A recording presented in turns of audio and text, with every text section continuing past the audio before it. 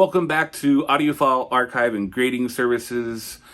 I am your host, Andrew Hoffman, and today we're going to be talking about the much anticipated 5LP Deluxe box set of Beatles Let It Be. This is my copy. I picked it up yesterday. And what we're going to do today is just kind of go through what's in the box very briefly, and then we're going to talk about my personal opinion on what I think of the new Giles Martin remix, and then also the much anticipated Glyn Johns 1969 Get Back remix. So let's get started. All right, so here we go. We have the box set here. We're going to go ahead and take a look at some of the different aspects. The first part we have is the book. It's a really nice hardcover book. We see the pictures that we know of for so long from the original album. On the back, it shows alternate pictures, which is kind of cool. Let's set this to the side. We can get a better look of the book itself. You can see it's a full color book. The part that I like the most about this book are the lyric sheets. I mean, you cannot beat that. You just see the Beatles' original handwriting, even the tea stains at the bottom. It's just really cool to be able to read that. Some of them even have certain lyrics crossed out, and like we see here, some of them are crossed out. You can kind of see what they were originally going to say at that part, and they say something a little different, which is just super cool.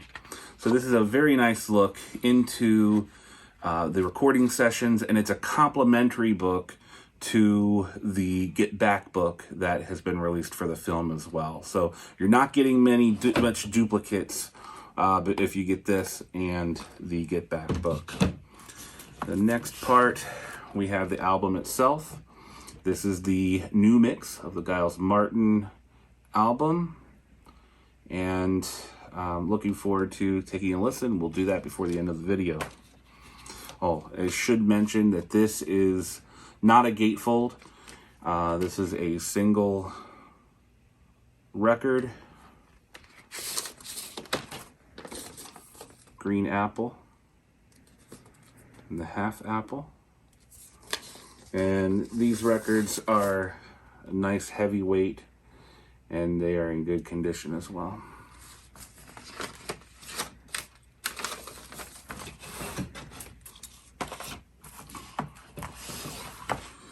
Here we do have a gatefold.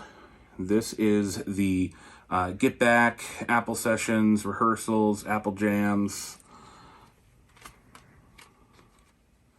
You can see that there's some cool stuff on here. I'm actually really interested in hearing what is on this album, because there's actually some Abbey Road rehearsal songs, some other songs that aren't on Let It Be. Gatefold opens up. It is beautiful photography on the inside. Looking forward to listening to that one. Here we have an advertisement for the box set. Already purchased that, but then also the Get Back book. We'll be doing another video on the Get Back book. It's very cool. Here's one that I am really looking forward to. So this is the Let It Be album, but the Glyn Johns mix from 1969 for the Let It Be film. This is actually, a lot of people talk about this one because it's supposedly, in some people's opinion, better than the Phil Spector version, which we all have heard already many times. We can see that it looks a lot like the Beatles' first album, Please Please Me.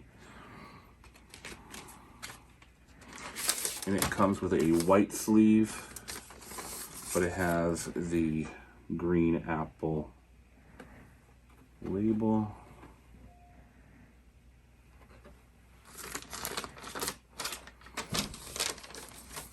Really looking forward to that one.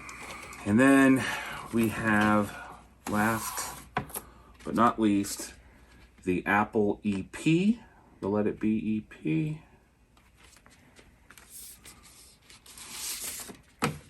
Some people don't know why this is in here, but what's really cool about it is that it's 45 RPM, 12-inch EP.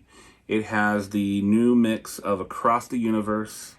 It has, actually, I'm sorry, the unreleased Glenn Johns mix of Across the Universe, unreleased Glenn Johns mix of I Me Mine, and then we have the new mix of the original single of Don't Let Me Down, and the new mix of the original single of Let It Be. So it's different versions of the song, the single versions, and it's done in 45 RPM, half-speed master. Kind of looking forward to hearing those. It's going to be kind of exciting.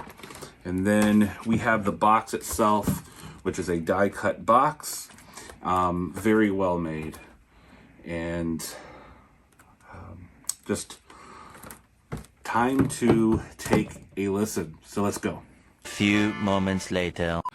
All right, I am back, and I'm gonna need to just preface this with the fact that on YouTube there are like a gazillion of these videos and reviews, and everybody has their own opinion, and please know that this is just my personal opinion. You really just need to listen to it for yourself, or to decide based off of the information that you're getting from everyone as a collective as to whether or not you think that you're game for the Let It Be box set. So let's get into my opinion on this box set. And that is, it's awesome. It is an awesome box set. But see, I'm one of those ones that have kind of enjoyed all the Giles Martin remasters. I've kind of enjoyed them. I like the modern sound that they have.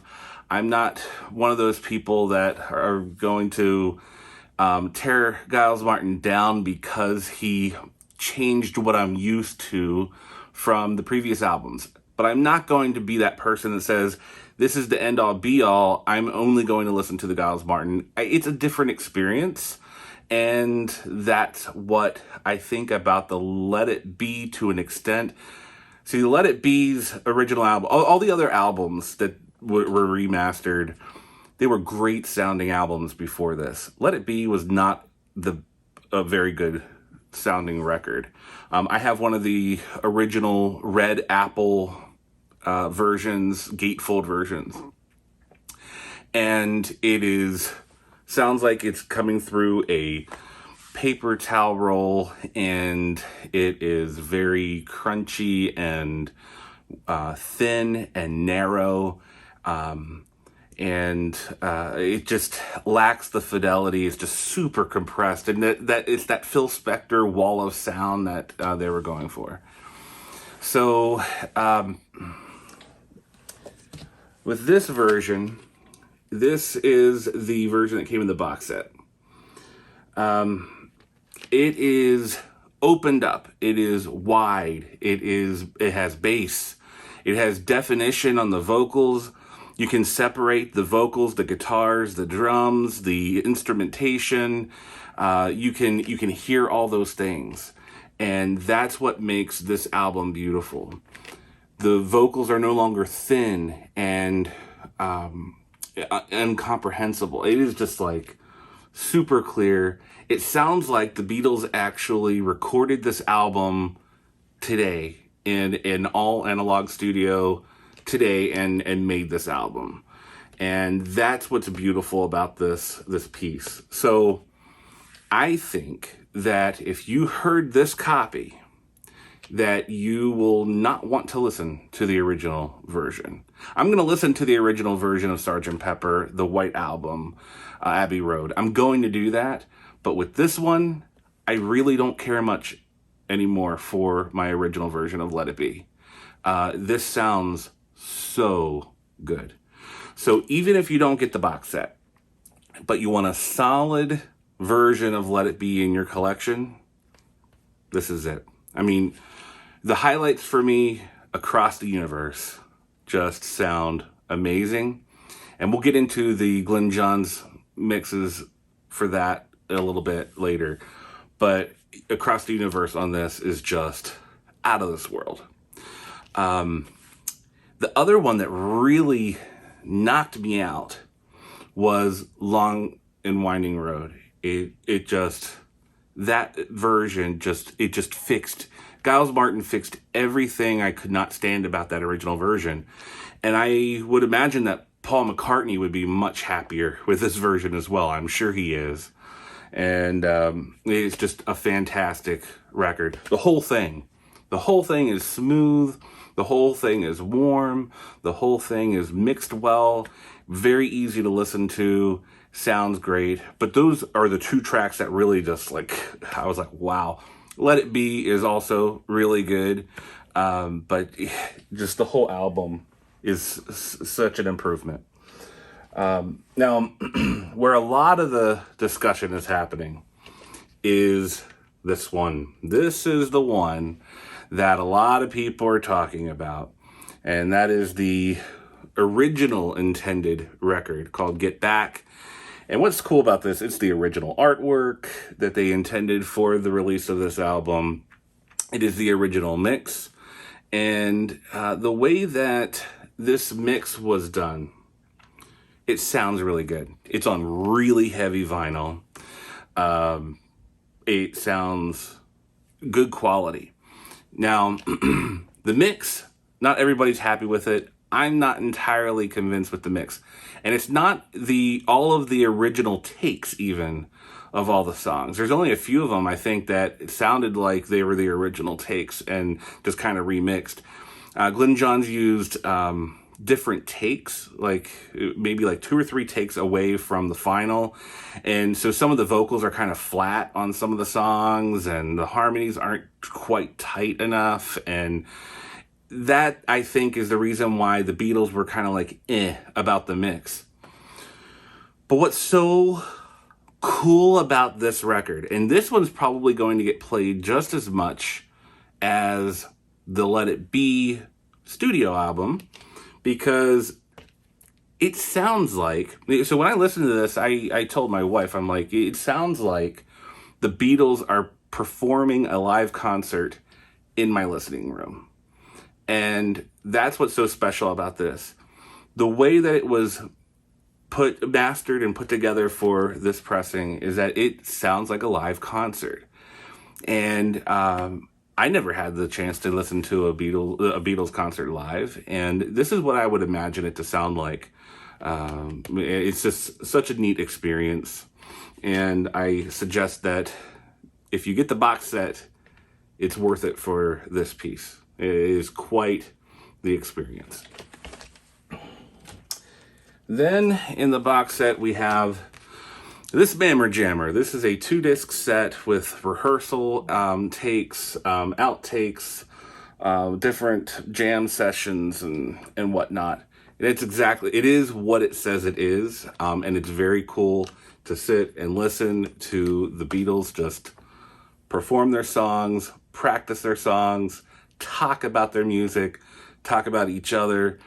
And this is just a taste of what I can only imagine the Peter Jackson film being 6 hours of. I'm really looking forward to that.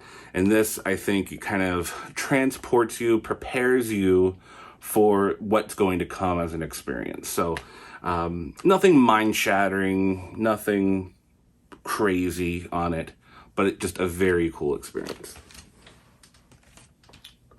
And then the other disc, the last disc that's in it, is this EP, 45 RPM EP. So you get the single versions of Let It Be and Don't Let Me Down in 45 RPM in the new mix, and they sound phenomenal. 45 RPM, I mean, Ringo's bass drum is just kicking you right in the gut. The mix is just beautiful. I mean, it sounds like you're in the zone when listening to that side of the record, the two new single mixes. Then you flip it to the other side, and it's the Glenn Johns mixes of Across the Universe and let me see here, Across the Universe and I can't see, it's too dark in here. The two Glenn Johns mixes are the Glenn Johns mixes. I mean, they're the muddy, raw kind of mix. The fidelity isn't amazing on this, but this version of Across the Universe is really cool. I love how John did his vocals. I love having just the sitar in the background, kind of droning away. I really like this mix. So a lot of people knock this being in the, they're saying it's not of much value. It's not like, it's probably my least favorite part of the box set, but it's not a useless part of the box set. A lot of people just think that it's worthless being in there and kind of a waste of space. It is not. The 45 RPM quality on those two singles are awesome. It's just a great listen, and I'm glad that it's in here. And I have a feeling, because a lot of people are like, hey, replace this with the full Rooftop concert, and then I would buy it.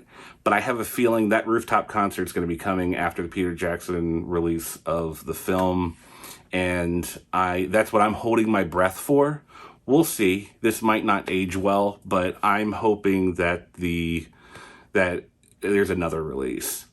And I can tell you right now that I'll be buying the Rooftop concert when it comes out, if it comes out. So that's all the records that are in there. I just wanted to talk real quick about the book. Book's really cool, very informative. I kind of covered it at the beginning of the video, but while listening to the record, I was able to leaf through the book and learn a lot about the different takes that I was listening to. And the book is organized in a track-by-track format. So that way I can kind of just go through, and while I'm listening to that song, read about it, and it's very informative. But after I was done listening to it, and I'm going to do another video on this, but when I was done, I was able to read this book. And that is the Get Back book. This is the companion book to the film. I got the Target exclusive that has the 3 pictures or the 4 pictures in the envelope in the back. I'll show those. But this book also goes into great detail. It doesn't copy and paste from the other book, so being able to listen to the box set and read both of the books along the way was a really cool experience. So in the end, to wrap up this video, I highly recommend this box set. From my personal opinion, it is chock full of value, and it is the ability to listen to this piece of Beatles history in this way for the first time. We're not listening to bootlegs that are poor quality. We're not listening to digital downloads. It's just a great experience. And that reminds me, a lot of people are wondering, is the Abbey Road's half-speed mastering that is a digital process, is that hurting the music? It does not hurt the music. I've heard bad Abbey Road half-speed mastering pressings. I've heard good ones. This is one of the good ones. With a caveat, on the EP record, I Me Mine, that was the one that I couldn't read on the label. I Me Mine, which was one of the Glenn Johns mixes. I don't know if it's Ringo's, that ride cymbal that he has with the nails in it that kind of has like that rain, the sizzle. I think they call them sizzle makers or something. I'm not a drummer, but I don't know if it's that, the sizzle cymbal, or if it is digital artifacts. But there are split seconds that I can hear this noise artifacty kind of sizzling. It might be Ringo's cymbal. I don't know. It did not completely kill it for me. It could be digital artifacts. If it were digital artifacts, that would be the only thing negative that I would say I heard with a digital transfer on this piece. So if you have the money, go out and give it a try. Support your local record stores. And if you like the video, hit the like button. Be sure to subscribe. Our next video is going to be kind of cool. We're going to be working with some Beatles Butcher albums, so we're keeping the Beatles theme going for a little bit more. We have a first and second state that we're going to be looking at, and I'm going to be showing you fine people how you can identify whether or not you have a Butcher album that's worth a lot, or if you have something that is a fake. So please come back soon. In the meantime, keep spinning the good stuff. Have a good one.